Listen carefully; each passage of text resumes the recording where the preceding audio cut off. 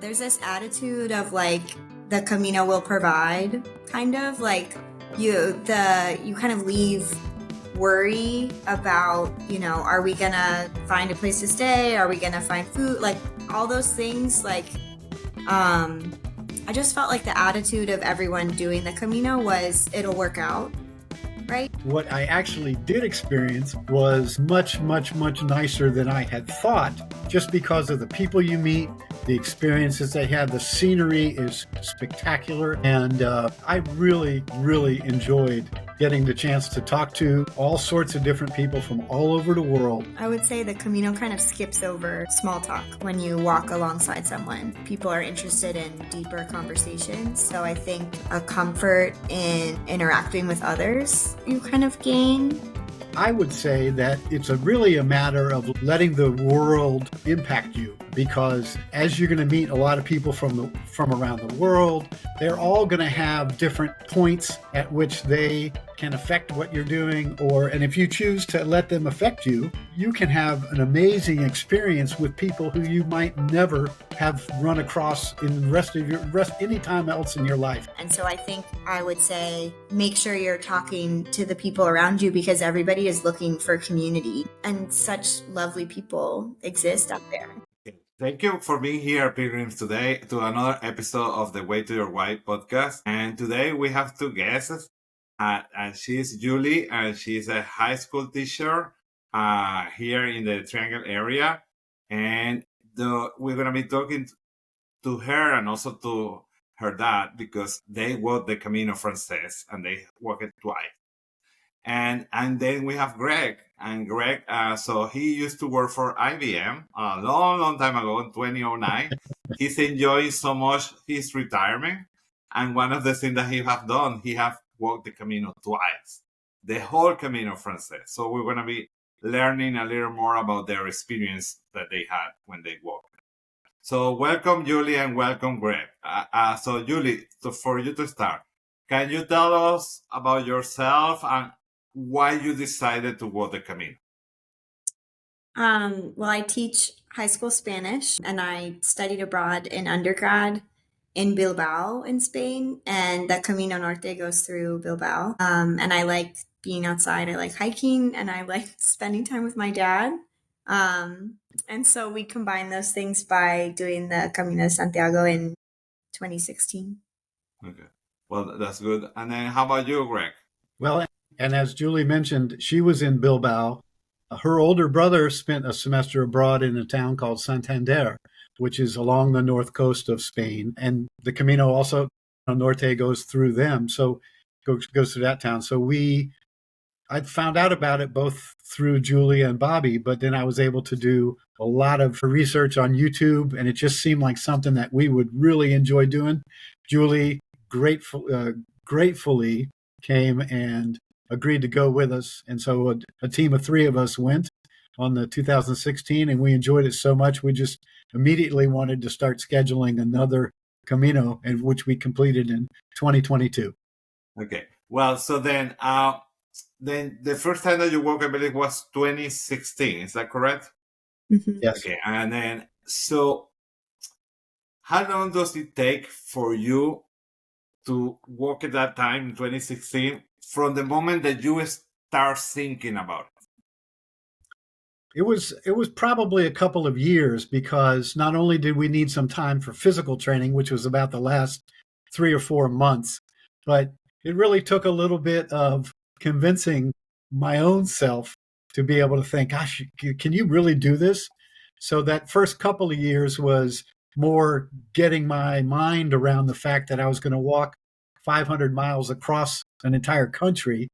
And then I would say maybe 4 months before we actually did it, I started doing some more intensive training, take long walks, eventually walk with a pack, and just walk around here in Cary and Raleigh, North Carolina. How about you, Julie? What would you say? I don't remember when our first conversation was about doing the Camino. I am a track coach as well, and a runner. And so I, before the first one, did no training at all and just showed up and said, this is probably going to be fine. And it was for the most part. I had some pretty significant Achilles pain in Pamplona, but after that, it was okay. I was also much younger. Okay. And then you were mentioning, because you were living in Bilbao, about the Camino del Norte. Did you walk any section about that one? No, not at all. Not at all. Okay, because I have heard that one is one of the most difficult ones. That's what we heard too, and I think that contributed to us doing the Francés because we were nervous about our abilities. Okay. That's a And nice then, nice way of putting it. yeah. And we walked the last one that you walked was 3 years ago. Mhm.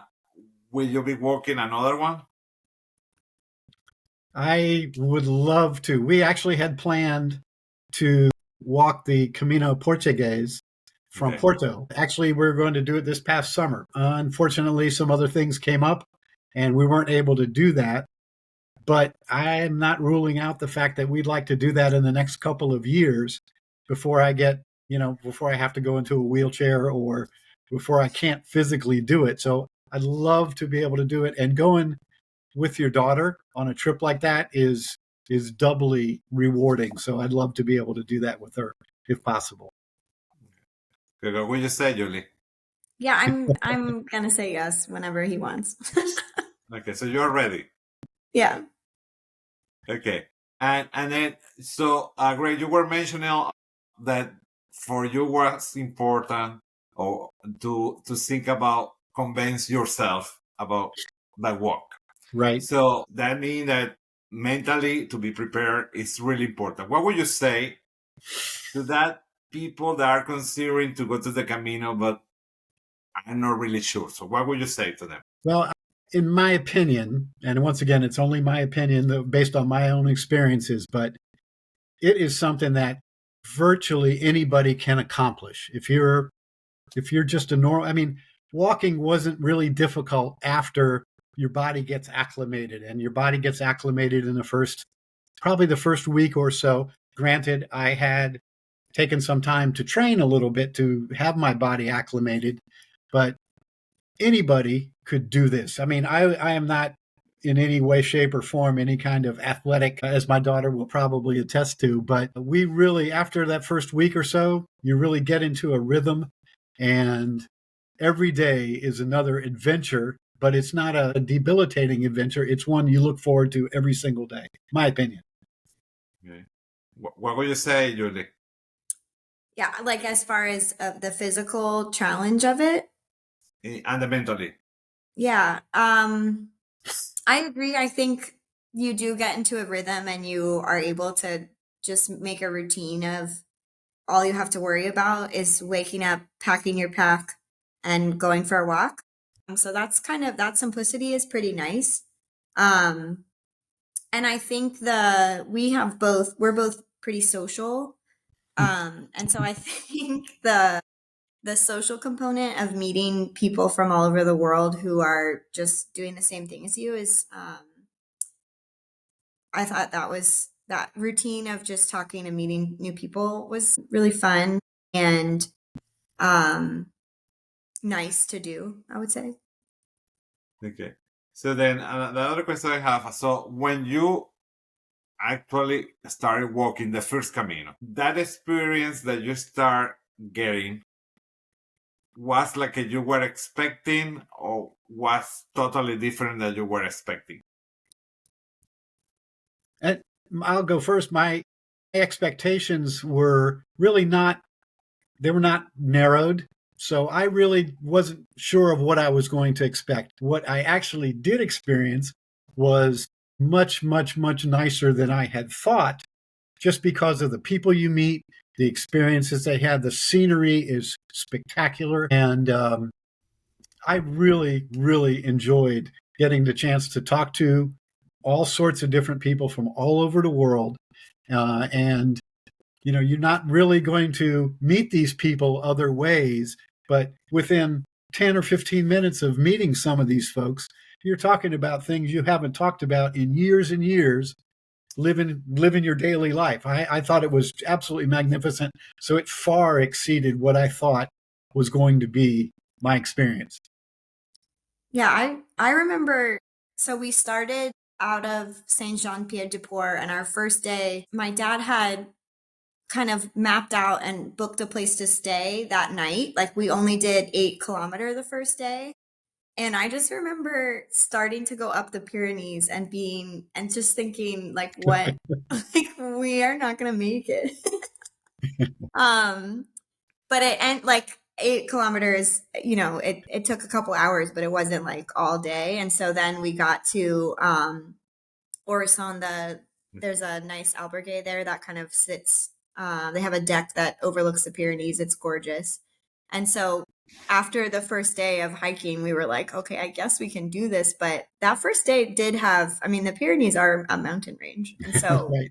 we were like, man, I probably, that first time I was thinking, we probably should have done a little more walking with a pack on my back.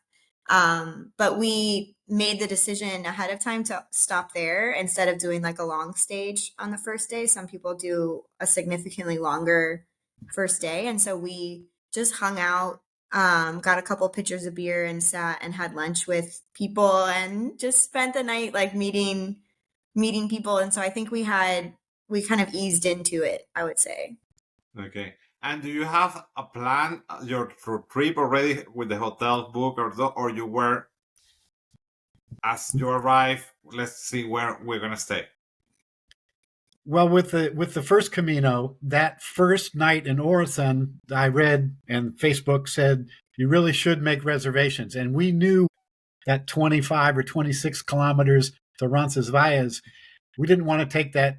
We didn't want to take that chance that we were putting too much on our bodies. So we made a reservation that first day. Every other day, we basically just decided, hey, let's go to this town. And we went to that town and we said, we're going to try to book here. And we basically booked there. We had no problems at all. Now, that was 2016. I've heard through the grapevine and through Facebook groups, et cetera, that it's much more crowded now. And so you should, at a minimum, probably, if you're staying one place in the one night, that you ought to wake up or that afternoon, make reservations for the next day based on what you think you're going to do. But that 2016 experience was one where we really just had a town in mind and we really didn't know where we were going to stay.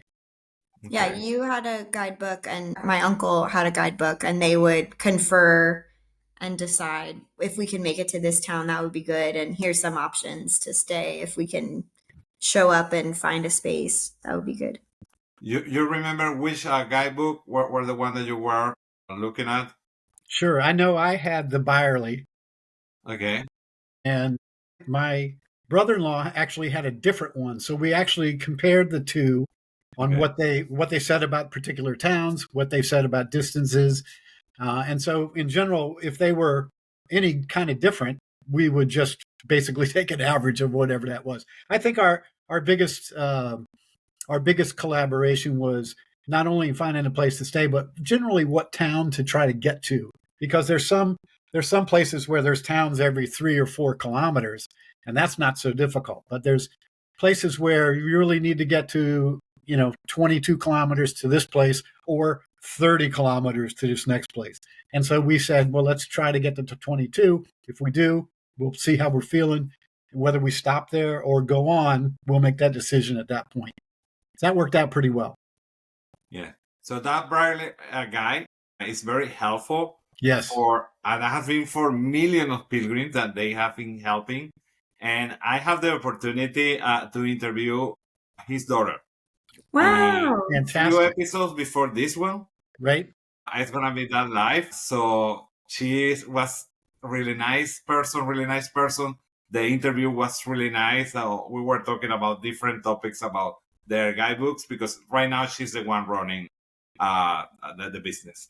Well, it was a real strong guidance for us in both Caminos, because it had information much deeper than the apps generally went to. Although when we had apps on our phones for the second Camino, it was actually nice for kind of a quick, where should we go? What should we do? Where should we stay?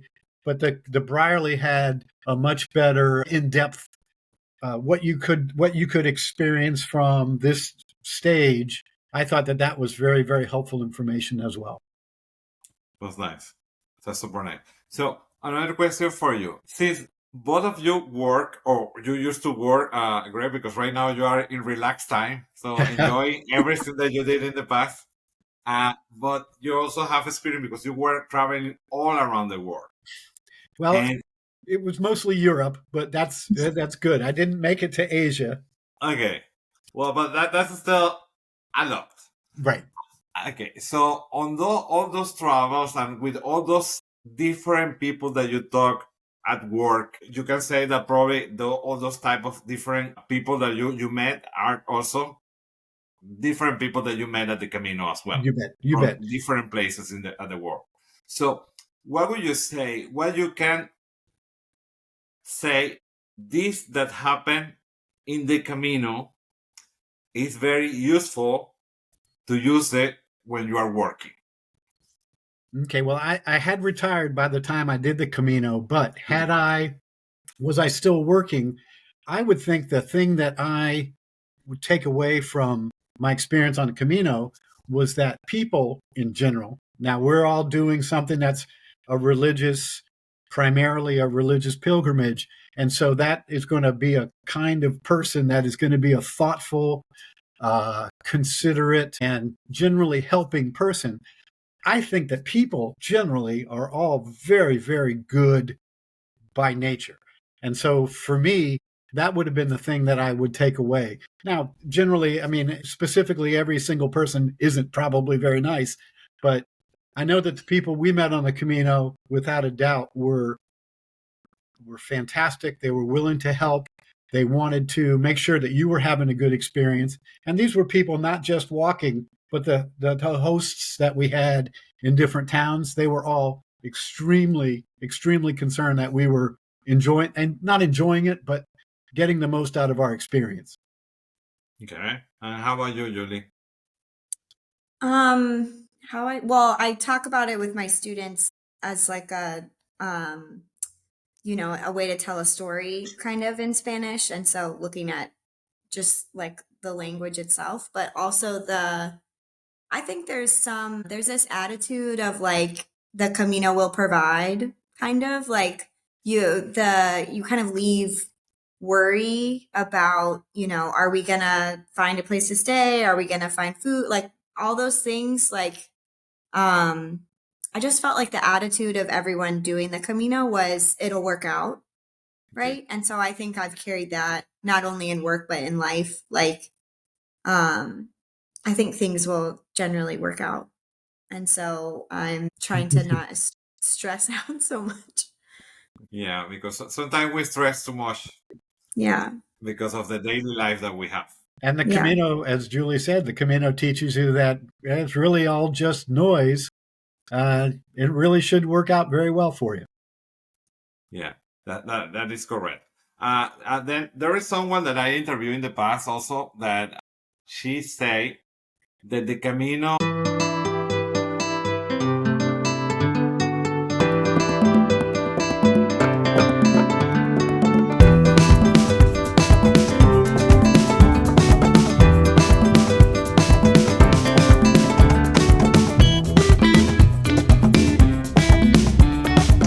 one day the Camino is like a lot of vacation in just one day.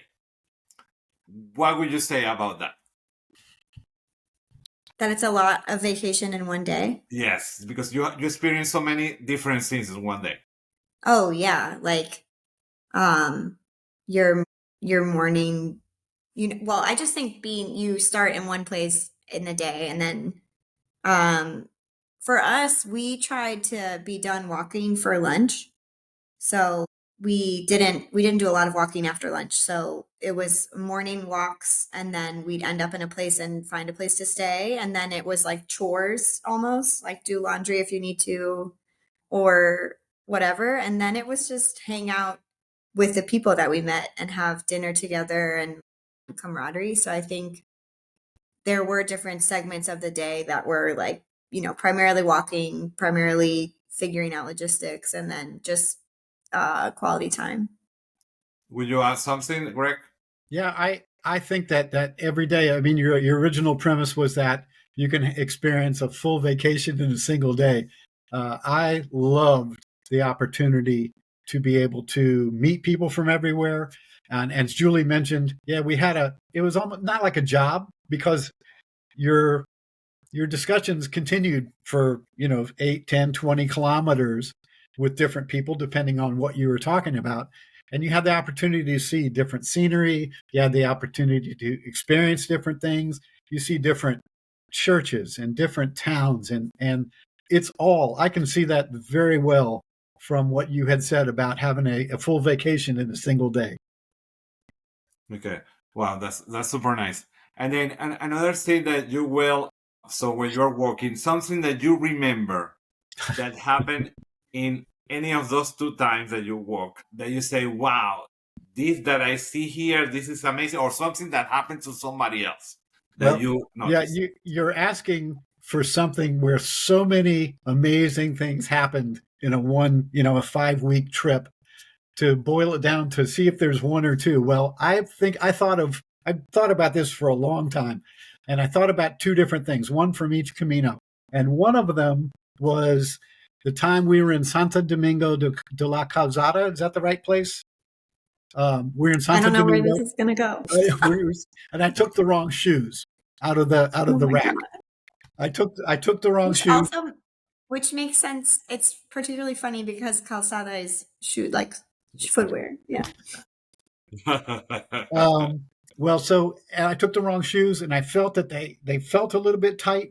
I put on my sandals, was complaining a little bit to my brother-in-law, and we happened to stop at some town, um, and some people overheard us talking and said, "Hey, wait a minute! Do you have the wrong?" If I recall, this guy was from Finland, and he said, "Hey, we're staying with somebody.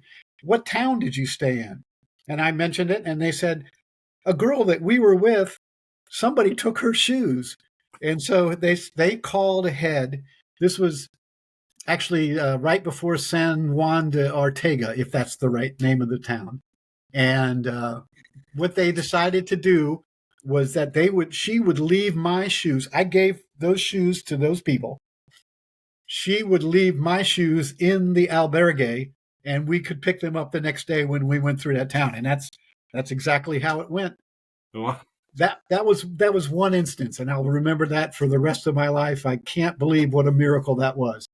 The second one was when we were in a small town. We had dinner with a guy who was from the Netherlands, and he had done the Camino kind of the old-fashioned way. Like he turned right out of his driveway, and the next stop was Santiago, right? So he had walked probably already 1,000 kilometers before we had met him. Had dinner with him. He was such a nice guy. We really didn't see him much the next few days, and we were kind of disappointed because he was a very, very nice fellow. But we happened to get to Burgos, and there were a couple of us taking a tour of the cathedral in Burgos. And if you've been there, there's a big courtyard in the ground floor, and from that courtyard, you'd see the whole interior of the Burgos Cathedral. Happened to be just when we were in the courtyard, looking out over from a second floor window, was this gentleman. Vincent was this gentleman that we hadn't seen, and we really wanted to see him.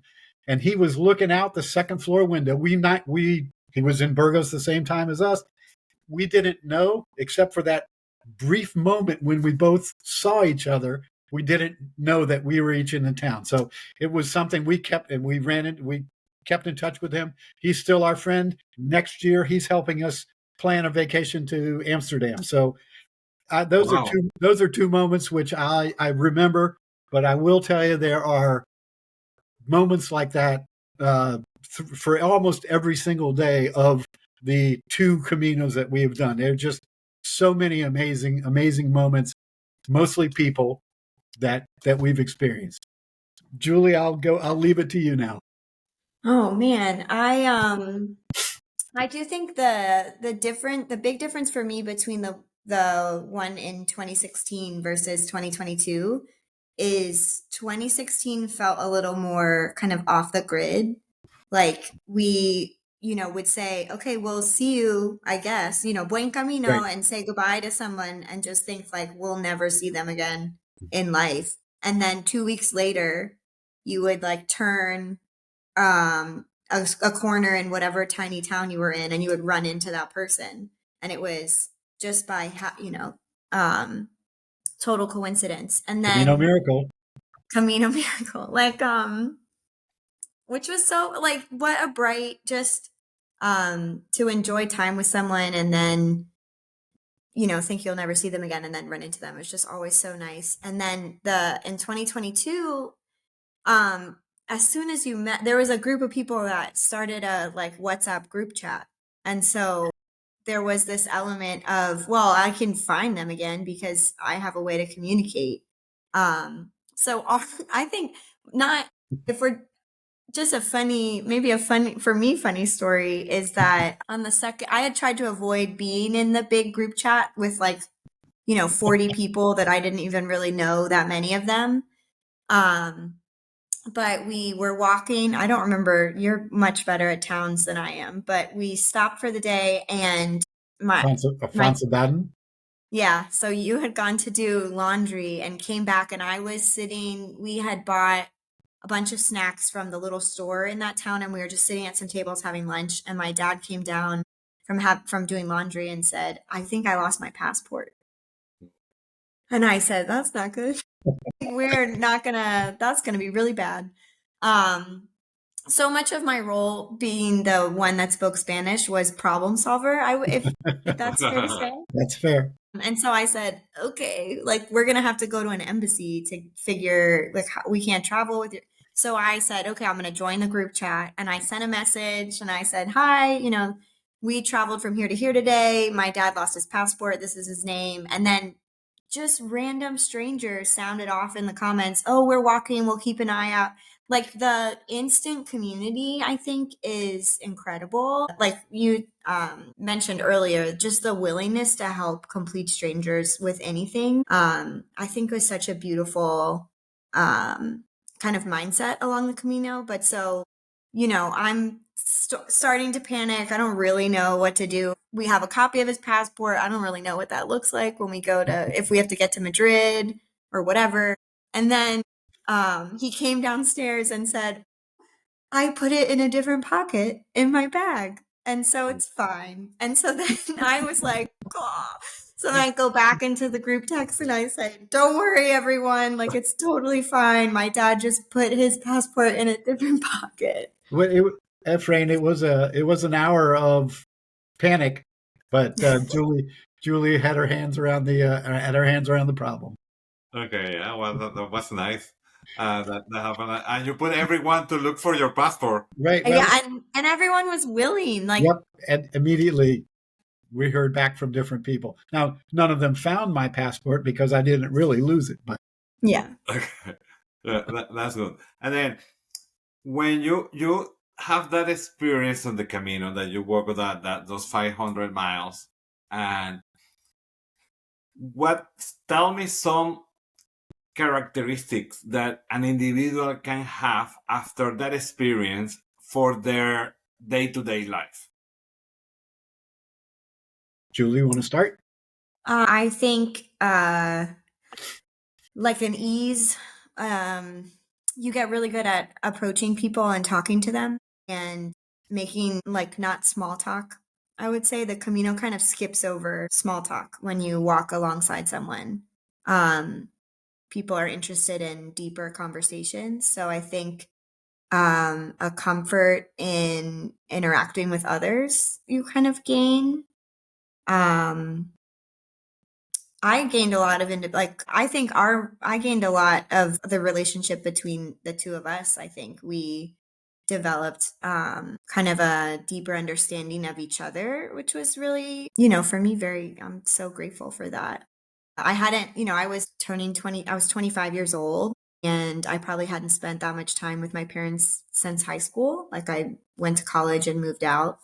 And so I think this experience for me personally helped establish like our relationship as adults. And so like a confidence in myself as an adult in the world. What else? I don't know. What else do you think we gain? I think for me, obviously seeing Julie navigate a different country, not only navigate, but really kind of take care of me and her Uncle Joe, that was certainly rewarding and something I'll never forget. But for me, it was, I would think the thing that I recognized, well, one, I was able to complete the Camino, and I thought there's no possible way I'm going to be able to do this. It gave me the ability to think that I can accomplish quite a bit when you put your mind to it and you put your focus on it. But also, I don't have to control everything. I mean, and that was a big problem for me, especially in working with IBM. You're supposed to own things. You're supposed to take care of them. You're supposed to get an outcome, whatever you're working on. And for me, it was a good lesson to learn that just what happens, and there's a lot of reasons for those things happening. But it was the thing to let things go and let the world be, and let it happen. That was the thing that really stuck with me from the first Camino to the second, etc. Yeah. I think also saying yes to stuff. Like one of my favorite memories from the first Camino was, when we were in this, all these stories start with, we were in some tiny town. And we came and we were staying in an albergue that had, like, it was above a bar restaurant. So we had checked in and we were sitting at a table having lunch, and it was, who all was there? You, me, Sumit, and that guy that was a chef who was really tall. From 2016. So we were sitting, and Uncle Joe, we were sitting having lunch, and this older Spanish gentleman came in, like in a suit, and went to the bar and had a beer, and then came over and gave us his business card. And he said, like, oh, you have to come see my museum. And this was a town of, like, such a small town. And so he left the bar, and I asked the woman running the albergue, and I said, what's up with this museum that this guy has? Does it cost a lot of money to go to? Like, what's the deal? And she said, oh, it's free. You should definitely go. And so we said, okay. And we left the bar, and I guess we had instructions on how to get there. I don't know, but we found his house. Remember that house? Yeah, it was his house. He had worked for the telephone company in Spain forever, or 40 years or something like that, and had created a museum in his home that was honoring the national telephone company in Spain. And people, through the Camino probably had sent him phones from all over the world, and he had collected, like, everything to do with phones, like a real hoarder. Wow. But it was just, like, so cute that he was so passionate about this project, and there's no way that if he hadn't walked, we would have never found it. We would have never stumbled upon, like, it wasn't. But so it led to us being like, okay, if someone says, I'm going to invite you to do something, especially on the Camino, like, I'm going to say yes. You should do it. You should do it. And so that led to, like, my friend and I spent a day. I had a roommate that I was living with, like, in the States, that was from Spain. And so her parents lived, and they were visiting a town that was close to the Camino. So the first time we met them for dinner, it was near a store. I was telling them about this telephone museum, Museo Antolin. And they said, oh, there's a radio museum. You're going to go through this other town, and they have a radio museum. And my friend Sumit, that I still talk to, like, every day, like, we said, we're definitely going to go to this. We're going to become, connoisseurs of tiny museums that are silly around the world. And it was a radio museum, but it was a proper museum. And so we were almost disappointed that it wasn't just, like, so random like the first one. But we spent a morning, we, like, slept in, and we waited until the museum was open, and we went and learned about, it was a radio museum that also kind of was about one particular radio host, like somebody in Spain that had been on the radio for years and years. And so we spent just, like, why not? Yeah. We spent a lot of time saying, why not? Yeah, I would say that also the difference is when you're walking the Camino, you have plenty of time. Yeah. You are just walking. Yeah. So you are prepared for everything.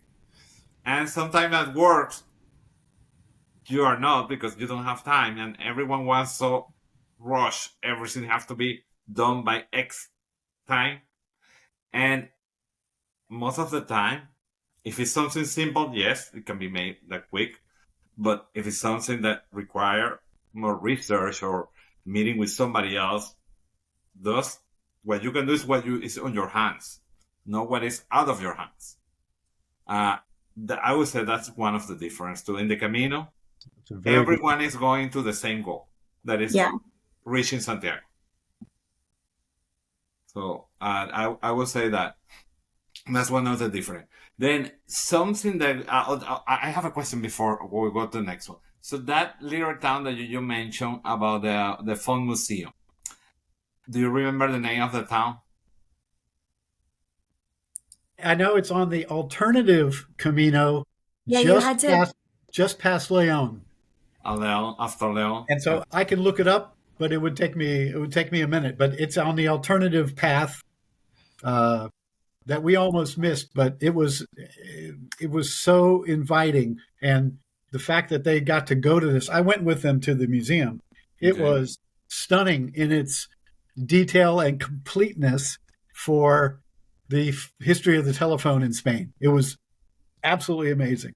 And it was like something that you wouldn't do in the States. You would not say like, yes, let me. And he was like, come check out my wine cellar and like open the floor. And we said, oh, this is, you'll just follow this stranger into this hole. Yeah. Like it was so cute though. Yeah. I wish I remembered. Yeah. Yeah. Then something that you would say to someone that have no experience in the Camino, that you recommend. What would you recommend as your memories came through all that experience that you live? You first, Julie. Oh man. Okay. I would recommend, I mean, I think it would be talking to people, and not, and like putting yourself out there, which I think my dad does an exceptional job at. So before the first Camino, I made him little flashcards with Spanish phrases on them. Okay. And so, they were like, I'm a pilgrim. I'm doing the Camino. I am lost. I'm ordering red wine. Like just like things that he might need. Right. And so he would just start conversations with anyone that we walked by and give a quick like, hola, buenos dias. And then I taught him how to say my daughter speaks Spanish, which was such a mistake. And so he would greet and start a conversation and then go, my daughter speaks Spanish. And then, so over and over again, I would say, I'm so sorry, like, so sorry to disturb you. He's just very excited to be here. Like, we're just doing the Camino and that's, we have nothing actually to ask of you or tell you. Like they're just saying hello over and over again. But I think, like it happens for us the first time it sort of happened naturally. Like you start to collect friends, Camino friends that you end up walking, because you said you're all going to the same place. And so, and they have, and the guidebooks exist. So people are doing about the same mileage, I would say, for the most part. And so you start to collect people. And we used to say on the first one that it's kind of like creating a tiny town that sort of travels with you. So whether or not they're part of your, like, we called them like our little Camino family. And towards the end, we would start to book places to stay and coordinate with, a group of 6 or 7 or 10 people. Let's all stay together and have dinner and hang out. And so I think I would say, make sure you're talking to the people around you because everybody is looking for community. And such lovely people exist out there. It was absolutely terrific. I remember, especially on that first Camino, where the girls, do you remember Monica and Heidi? They had said, hey, they came up to Joe and I and said, we really just want to, we were getting ready to go a little bit faster than you wanted to go, but we want to finish in Camino in Santiago with you. So we're going to change our end dates so that we can finish with you. And I was so moved. These were a couple of people who had been traveling with us for a couple of weeks, and they didn't want to say goodbye. It was really fantastic. Efrain, to respond to your original question, I would say that it's really a matter of letting the world impact you, because as you're going to meet a lot of people from around the world, they're all going to have different points at which they can affect what you're doing, and if you choose to let them affect you, you can have an amazing experience with people who you might never have run across in the rest any time else in your life. So it's for me, it was the personal relationships that you made, and it was lucky enough that we were able to one, be there with my daughter, and secondly, be there with my brother-in-law, who has a whole different way of looking at the world. And between the two of them, they helped me understand that, gosh, Greg Ross, the world does not revolve around you. There's a lot going on. So that was a terrific thing that I was able to experience as well. Well, thank you for that. So we are getting to the end of our conversation today, but I have another question for both of you. How would you define the Camino in no more than 5 words?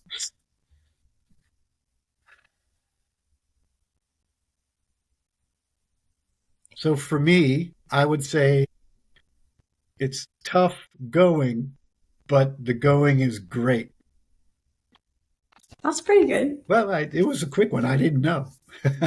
I would say a great and long journey. Okay. Yeah, something positive but long. Yeah. It was 5 weeks was fantastic. Okay. And why you would say that a great long journey, Julie? Great in experience, and I think the people that we've met, like we've stayed in touch with. We have a smaller group chat with the group from the second Camino, and we're still updating each other, and people from that group chat are still getting together. One of them, Sadie, she worked on the Camino Norte this past summer, and another guy from our little Camino family happened to be doing the Camino Norte and walked into the albergue that she was volunteering at, and they hadn't coordinated. They didn't know where they would be or what that could happen. And so I just think that great in that the people are great, and the possibility of a fellowship in any corner of the world is so great. And then long, because some of those days were super long. We did a couple of really long days, and there is a tiring aspect of like, I would like to sit for a long time, and I would like to sleep in I would like to sleep in some days. Well, and Efrain, as Julie's a teacher, we really only have the summer to be able to do it. So it was quite warm. I remember the second Camino we did in 2022 over the Pyrenees. When we left Saint-Jean that morning, or that morning, it was 106 degrees. I think it was 41 degrees Celsius. So it was really hot. Although gaining altitude, it cooled off very nicely. The next morning, it was probably in the 60s when we got up and left to go to Pass Roncesvalles. It was absolutely, the climate, everything about it was amazing. But it was a journey that I hope that we'll be able to plan again in a couple of years, be able to do it again. Yeah, and I would say that also something to mention as well is that with all that heat that is on the summertime there, and you know that all places for staying do not have AC. Right. But still people think that this is a very rewarding experience. So this is kind of contradictory. You're going to have a lot of heat, but then I enjoy so much that. Well, it was fantastic. It was hot, but later on, different climates, different elevations along the same walk, we had to bundle up, and between long pants and a slight jacket, it was amazing that it was as cool as it was over in Galicia, etc. Yeah. Really, really beautiful. Well, Julie and Greg, thank you very much for being here today. It has been a really nice conversation that we had today. And for you, pilgrims, thank you for watching us. And please keep adding your comments to the comment sections. That way we can know what other topics to cover in future episodes. And buen camino, everyone. Buen camino. Buen camino.